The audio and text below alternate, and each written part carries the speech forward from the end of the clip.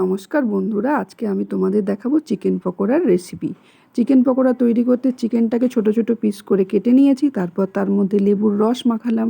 লেবুর রসটা দেওয়ার পরে এখানে আদা, রসুন আর কাঁচা লঙ্কার একটা পেস্ট বানিয়েছি, সেটা আমি চিকেনের মধ্যে দিয়ে ভালো করে চিকেনের সঙ্গে মিশালাম। এবং এরপরে আমি একটু সানরাইজের কালো মানে যেটাকে বলে গোলমরিচ গুঁড়ো, সেটাকে দিলাম। দিয়ে ভালো করে আমি সেটা মাংসের সঙ্গে মিশিয়ে তোমরা যদি 7-8 ঘন্টা ফ্রিজে রাখতে পারো তাহলে ভালো, আর না রাখতে পারলে তোমরা 2 ঘন্টা মতো ডিপ ফ্রিজে রাখলেই হবে। ডিপ ফ্রিজ থেকে আমি বার করে এর মধ্যে পরিমাণ মতো আমি কর্নফ্লাওয়ার তা হাফ মতো আমি রুল ময়দা কিংবা আটা যে কোনো তোমরা ব্যবহার করতে পারো। আমি এখানে অল্প রুল ময়দা অল্প আটা দিয়েছি। দিয়ে স্বাদ মতো আমি নুন দিলাম। নুনটা দেওয়ার পরে ভালো করে সেটাকে মাখলাম। মাখার পর আমার চিকেনটা একটু বেশি পরিমাণে ছিল বলে আমি 2টো ডিম ইউজ করেছি, চাইলে অল্প হলে তোমরা একটা ডিমও ইউজ করতে পারো।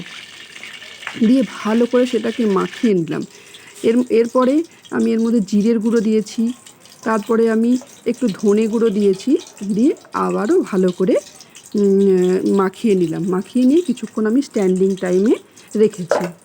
দেন আমি এরপরে কড়াই গরম করে সাদা তেল গরম করেছি। গরম করে ছোট্ট ছোট্ট যে আমার টুকরোগুলো করা হয়েছে চিকেনগুলো, সেগুলো দিয়ে প্রথমে একদম লো হিটে 2 পিঠে লো হিটে ভেজে নেবে।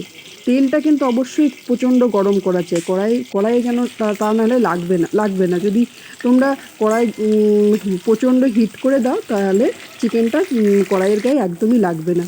তারপর যখন মোটামুটি ভাজা হয়ে যাবে তখন গ্যাসের ফ্লেমটা একটু জোরে দিতে পারো। দেখো আমার চিকেন পকোড়া তৈরি। বাড়িতে বিকেলের দিকে কেউ আসলে এরকম চিকেন পকোড়া আর সঙ্গে সস খুব ভালো লাগে।